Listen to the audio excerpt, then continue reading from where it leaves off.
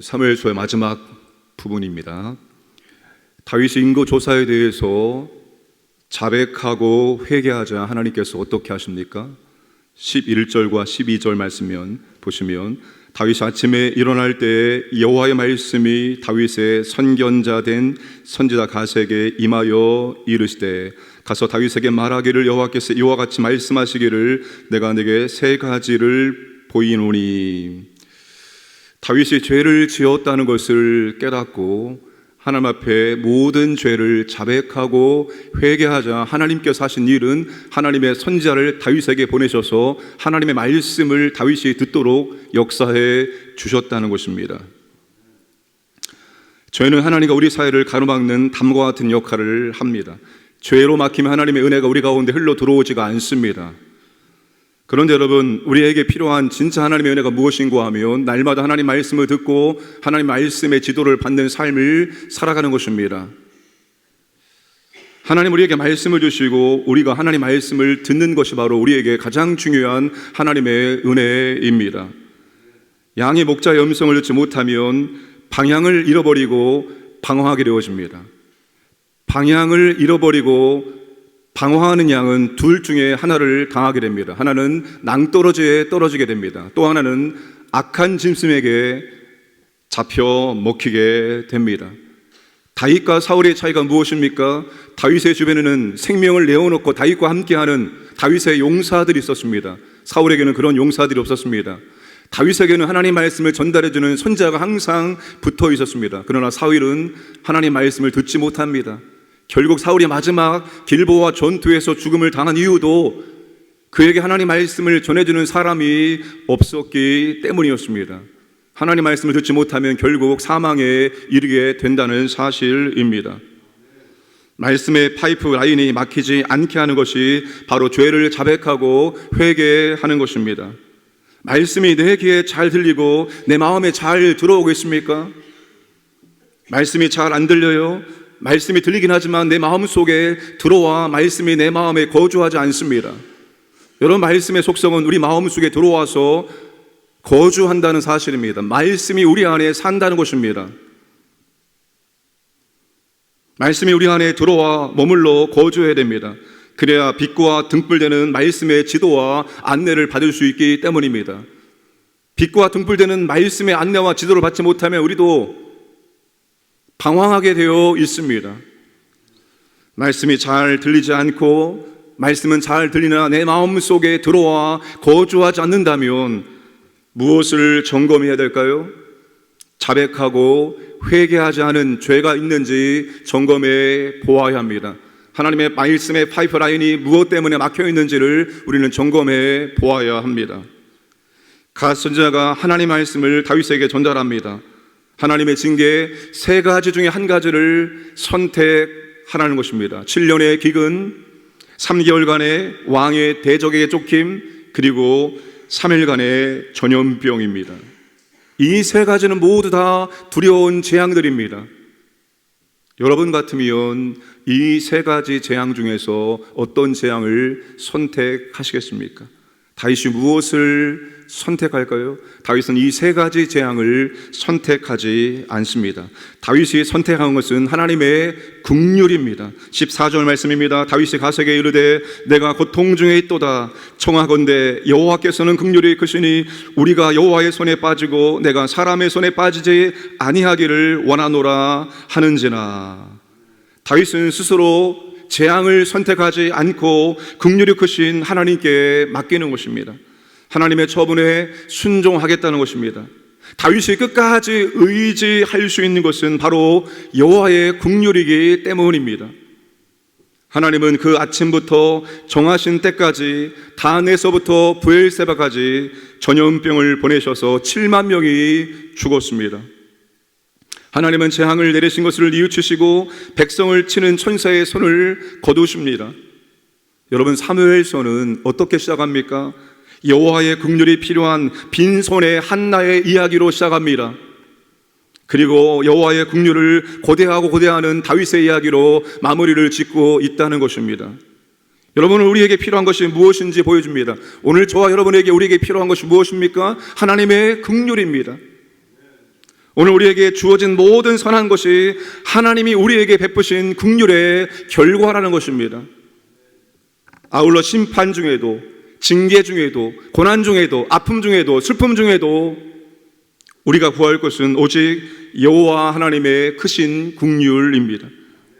주여 우리에게 여호와의 긍휼을 베풀어 주옵소서. 주여 우리를 불쌍히 여겨 주옵소서. 우리를 불쌍히 여겨주시고 하나님의 긍휼을 베풀어 주옵소서. 이 기도가 바로 죄인들의 기도입니다. 나를 불쌍히 여겨 주옵소서 세리의 기도였습니다. 나를 불쌍히 여겨 주옵소서 소경 바디메오의 기도였습니다. 그들을 불쌍히 여기시사 주님이 이스라엘 백성들을 보시고 하셨던 말씀이었습니다.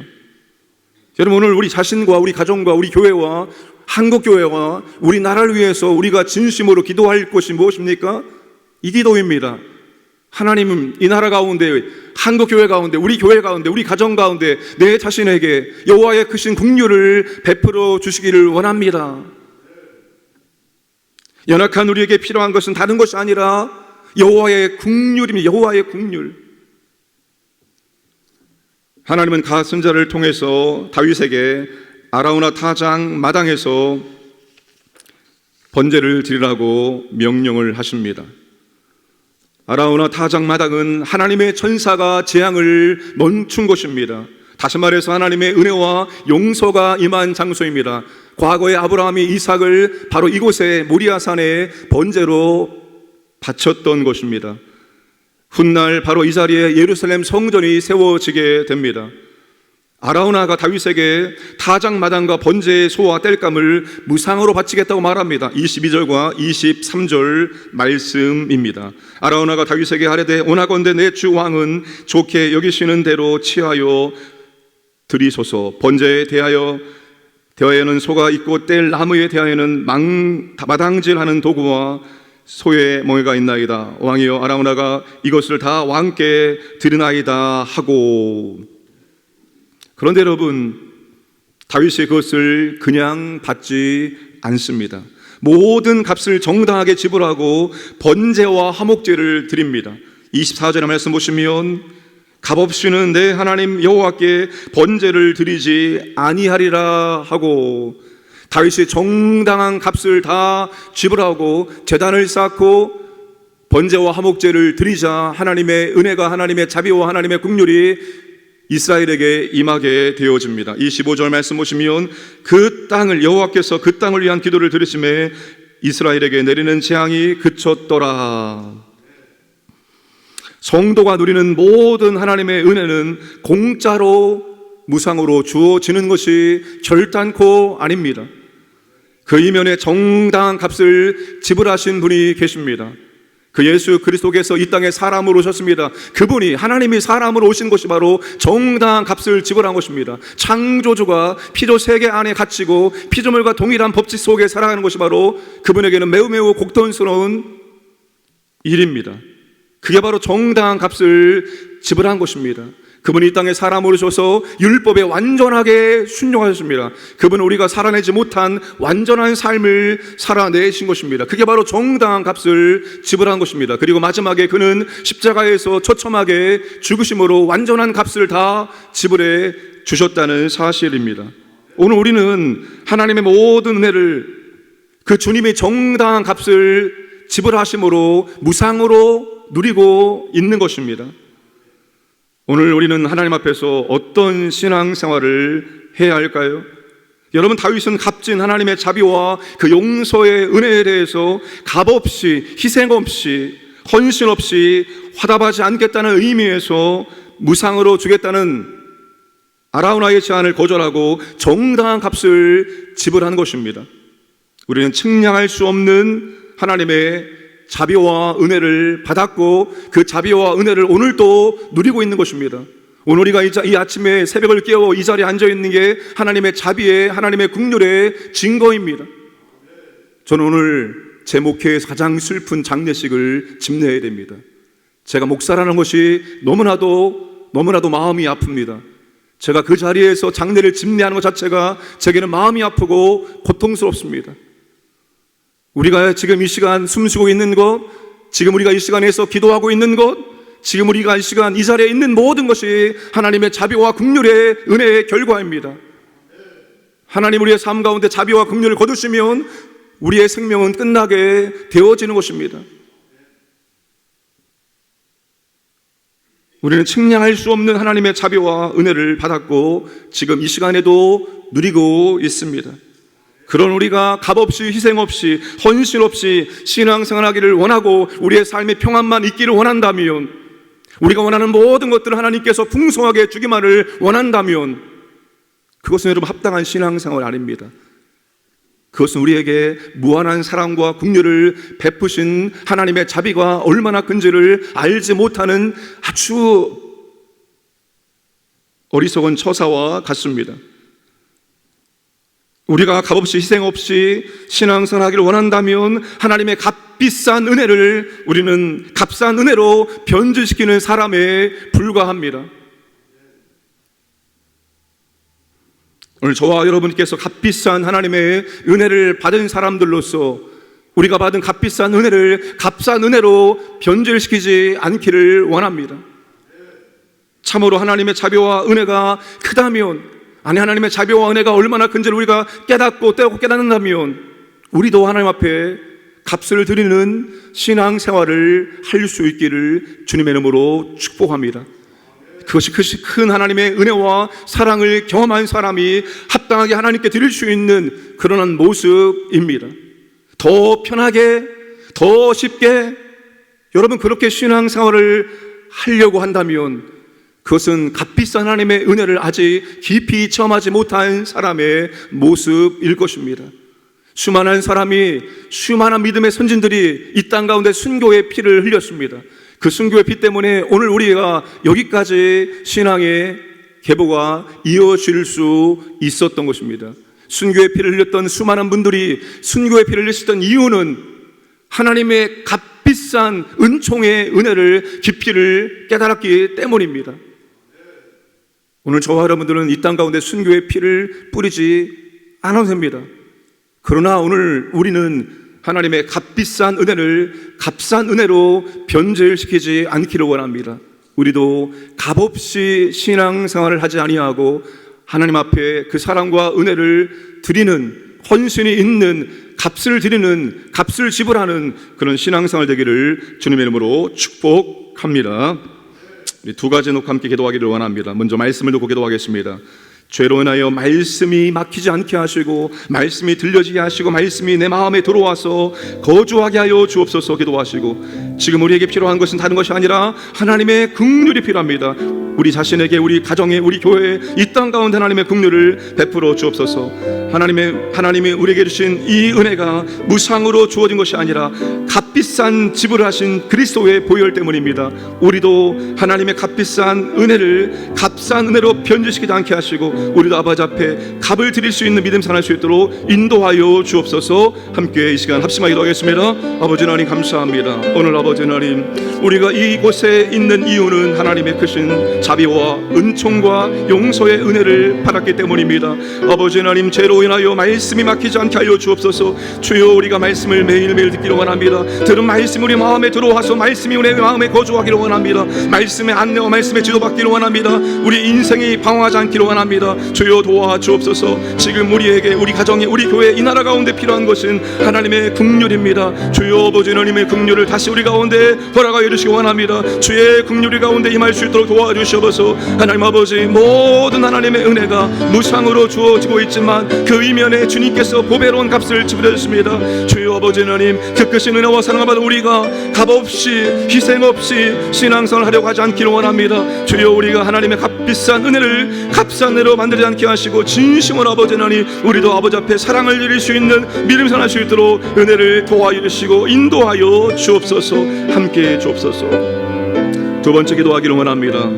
오늘 모든 장례식이 가슴이 아프고 참으로 슬픈 장례식이지만 오늘 집례하는 장례식은 더 아프고 더 슬프고 더 고통스러운 그런 장례입니다. 사람의 위로가 사람을 위로할 수 없습니다. 하나님의 위로가 일가족들에게 임하기를 원합니다. 하나님의 그 은혜가 임할 수 있도록 역사하여 주옵소서.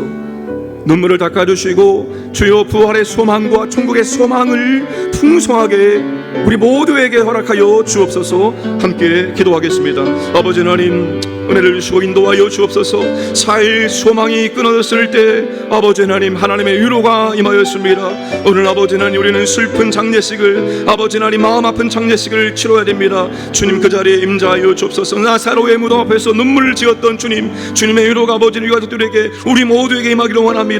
주님 역사하시고 인도하여 주시기를 원합니다. 아버지 하나님, 그 죽음이 헛된 죽음이 아니라 믿음의 죽음이 오니 아버지 하나님, 천국의 소망이 아버지 하나님, 부활의 소망이 아버지 하나님, 모두에게 특별히 유가족들에게 가득히 임하기를 원합니다. 주여 그 자리에 임장하시고 주여 그들의 눈물을 닦아주시고 하나님의 자비와 긍휼과 은혜를 우리 가운데 베풀어 주시기 원합니다. 주님 역사하여 주시옵소서. 주여 인도해 주시고 주님 함께하여 주옵소서. 이끌어 주옵소서.